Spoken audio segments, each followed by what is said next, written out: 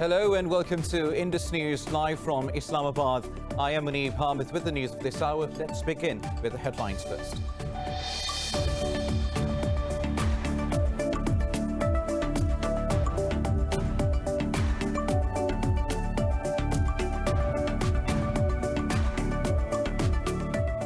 Kabul says it has killed 71 Taliban fighters in a counter-attack operation in Afghanistan's southern Helmand province. The Interior Ministry said the operation was launched in response to the Taliban attacks in Nawa and Nahri Sarwaj districts. Meanwhile, the Taliban claimed they have overrun a key checkpost in Nangarhar province, killing 17 government soldiers.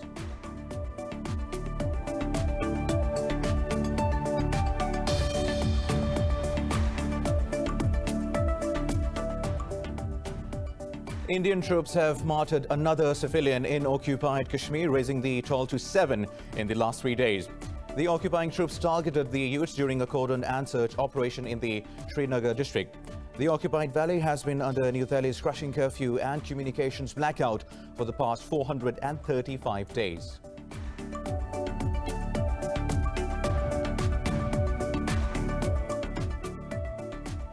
Turkey has asked Russia to press Armenia to abide by the ceasefire terms in Nagorno-Karabakh. In a statement, Turkey's foreign ministry strongly condemned Armenian missile attacks on civilians in the Azeri city, Ganja. Azerbaijan's defense ministry says 9 people have been killed and 41 others wounded in Armenian bombing in Ganja city.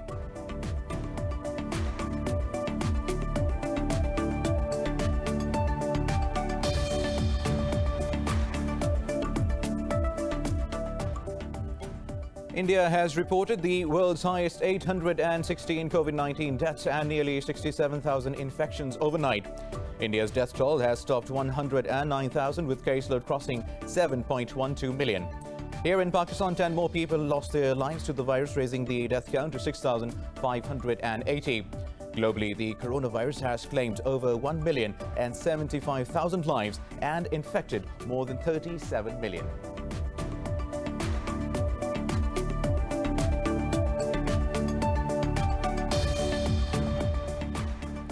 And in the National Basketball Association finals, the Los Angeles Lakers beat Miami Heat by 106-93 points to capture a record-tying 17th NBA championship. The Lakers sealed the best-of-7 title series 4-2 thanks to a triple-double by MVP LeBron James. News in detail coming up after a short break. Stay tuned.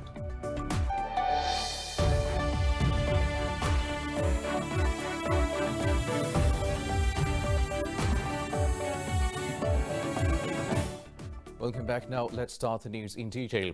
Kabul says it has killed 71 Taliban fighters in a counter-attack operation in Afghanistan's southern Helmand province. The Interior Ministry said the operation was launched in response to the Taliban attacks in Nawa and Nahri Sarwaj districts. Clashes between Afghan security forces and the Taliban have intensified in the province over the weekend. Earlier, the Taliban denied capturing of their deputy governor after local media said he was arrested in a raid. Meanwhile, the Taliban claimed they have overrun a key checkpost in Nangarhar province, killing 17 government soldiers. The spokesperson Zabihullah Mujahid said 5 other soldiers were wounded, while 4 armored personnel carriers were destroyed in the attack. Meanwhile, Indian troops have martyred another civilian in occupied Kashmir, raising the toll to 7 in the last 3 days. The occupying troops targeted the youth during a cordon and search operation in the Srinagar district. Meanwhile, Pakistan has strongly condemned unabated Indian state terrorism and extrajudicial killings in the valley. In a statement, the Foreign Office said Indian forces targeted innocent civilians in fake encounters. It called upon the international community to take full cognizance of the aggravating situation in the occupied valley. Occupied Kashmir has been under New Delhi's crushing curfew and communications blackout for the past 435 days. Now, Turkey has asked Russia to press Armenia to abide by the ceasefire terms in the Nagorno-Karabakh region. This comes after Azerbaijan accused Armenia of importing Russian missiles on passenger aircraft under the garb of humanitarian aid. In a statement, Turkey's foreign ministry strongly condemned Armenian missile attack on civilians in the Azeri city, Ganja. Azerbaijan's defense ministry said 9 people were killed and 41 others wounded in Armenian bombing in Gaja. Meanwhile, the European Union has expressed deep concern over reports of violation of the ceasefire. In a statement, Foreign Policy Chief Josep Borrell said European Union member states should engage in substantive negotiations without delay. Over 400 people have died and thousands displaced since the fighting in the disputed region started nearly 2 weeks ago.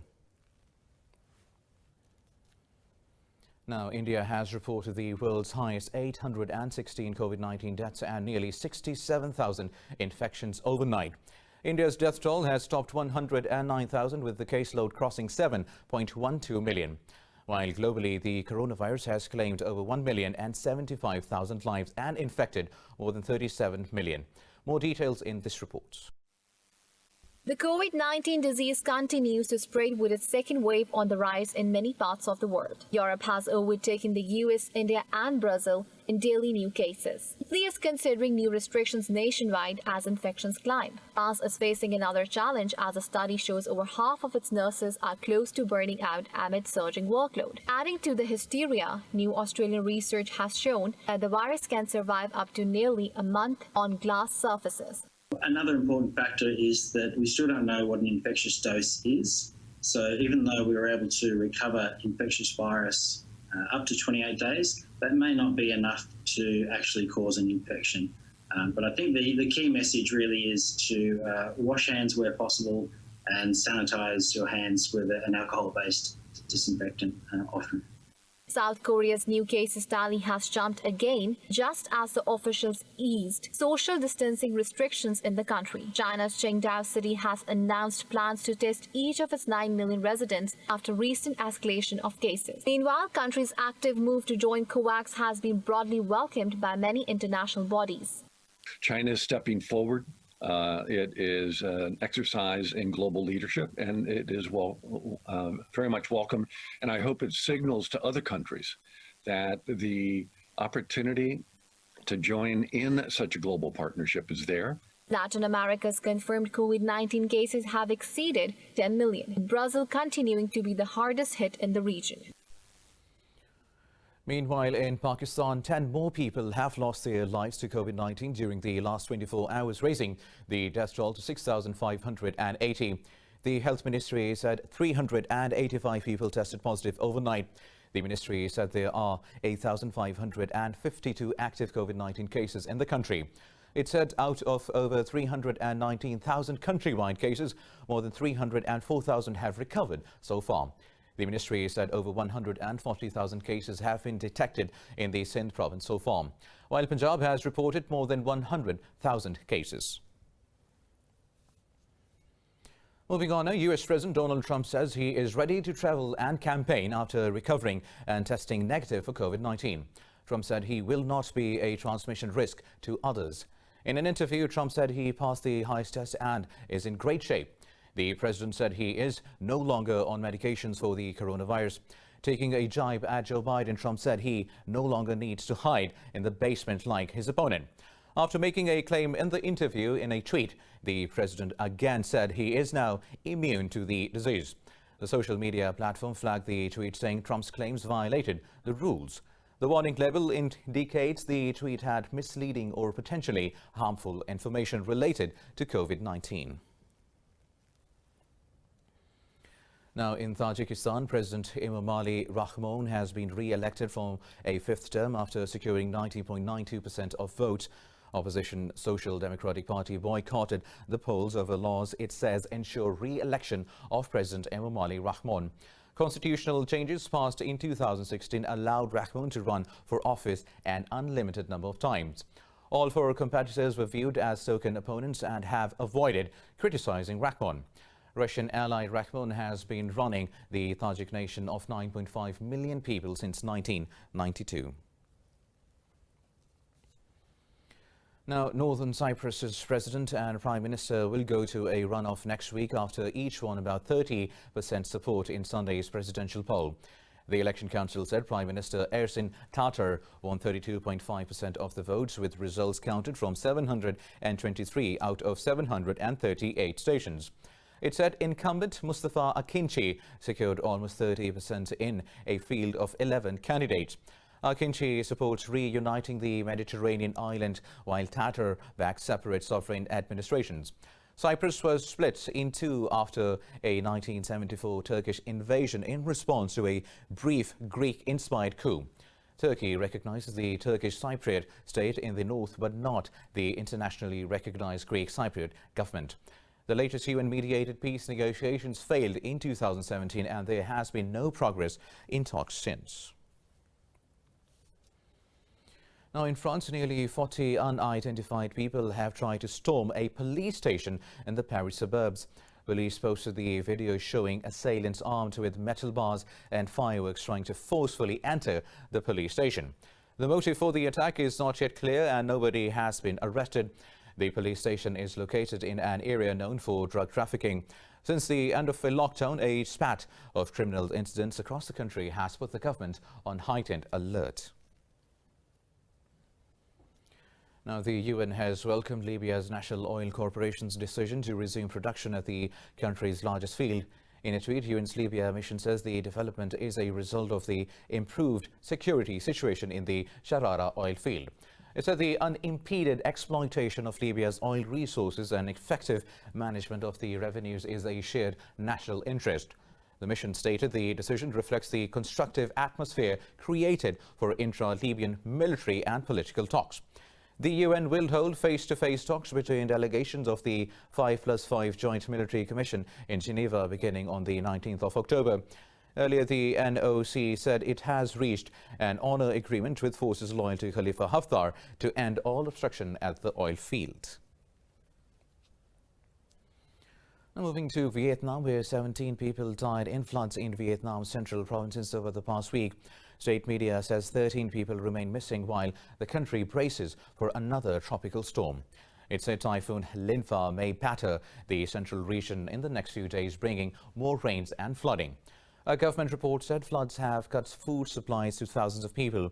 Following the floods, nearly 31,000 people have been displaced and more than 33,000 houses submerged. Vietnam is prone to destructive storms and flooding due to its long coastline. Meanwhile, a total of 390 illegal migrants have been rescued off the Libyan coast over the last 2 days.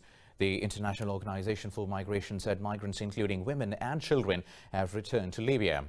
The agency said its teams are present at the disembarkation points on the coast to provide emergency assistance in such events. Earlier, the agency said in 2020 it rescued over 9,000 illegal migrants. The organization also said 196 migrants died and 275 others went missing on the central Mediterranean route this year.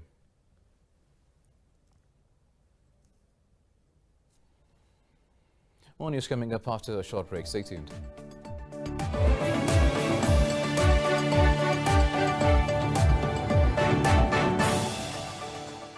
Welcome back now. Paris Fashion Week has completed with collections exuding hope amid the coronavirus pandemic. Designer Stella's new collection was presented digitally with faith that lockdowns will one day be a thing of the past. More about her collection in this report. Hues of peach, pink and blue painted Stella McCartney's new collection, presented digitally as part of Paris Fashion Week. The designer's new collection did not shy away from lockdown looks. Flip-flops featured exaggerated soles, leggings and jumpsuits, a balance of fashion and comfort. I definitely think there has to be optimism. I think people still have got to get dressed up. Jesus Christ, even if they're just at home or like, you've got to come out of this not just wearing sweatpants. And we will all come out of this. I'm already saying to my team, okay, where's the celebration collection? Having the time during lockdown to explore fashion history, McCartney used contemporary classicism. He borrowed silhouettes from corsets and bustles, collapsing the structure, adding a softness with shapes and seaming that accentuate the female form. A lot of it's how I think you want to wear clothes and how you emotionally feel in them. So I came at it very much for that. So the jackets are much sort of smaller on top, and then these sort of billowy pants, much sort of more generous and more kind of effortless. The collection once again reaffirmed the brand's focus on sustainability, as 78% of cotton used is organic. The Lilo flip-flops are created with 50% recycled materials, while the Daisy clog sandal, made from gold stud hardware and wood, is vegan and cruelty-free.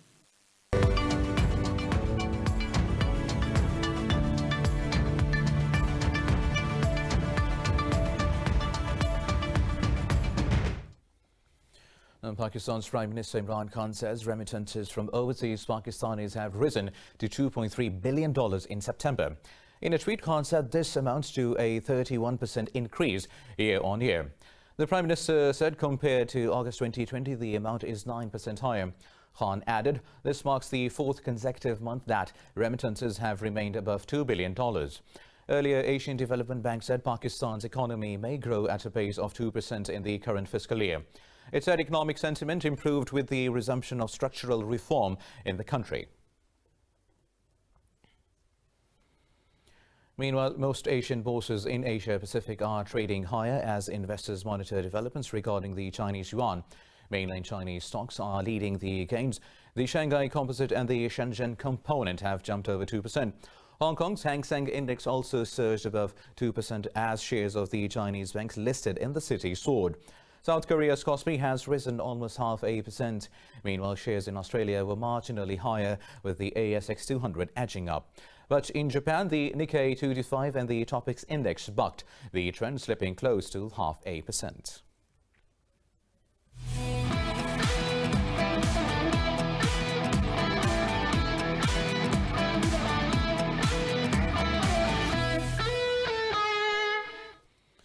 Now in the National Basketball Association finals, the Los Angeles Lakers beat Miami Heat by 106 to 93 points to capture a record-tying 17th NBA championship.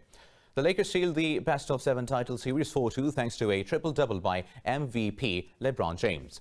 James hooped 28 points, 14 rebounds and 10 assists, while spearheading a defensive that doused the Heat's offense. Speaking after the game, the NBA All-Star called for racial justice and an anti-police brutality against black Americans. The victory has tied the Lakers with the Boston Celtics for most NBA championships. Well, now in football, England have come from 1 goal behind to beat Belgium 2-1 in the Nations League. Mason Mount scored a deflected winner, helping England beat the top-ranked Belgium. Romelu Lukaku netted a penalty in the 16th minute as Belgium dominated the first half at Wembley. Marcus Rashford equalised for England just after the break before Mount sealed it for England in the second half. In another fixture, Wales remained unbeaten in the competition after they were held to a goalless draw against the Republic of Ireland. Wales remain top of Group B4 with a trip to Bulgaria to come on Wednesday.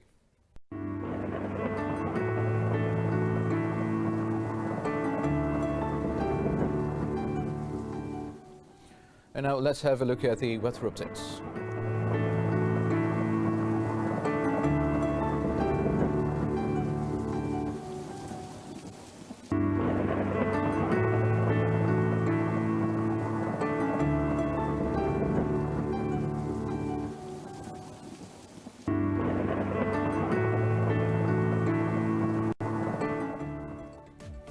Well, that is all for now. For the latest updates, you can follow us on social media at indus.news. Take care.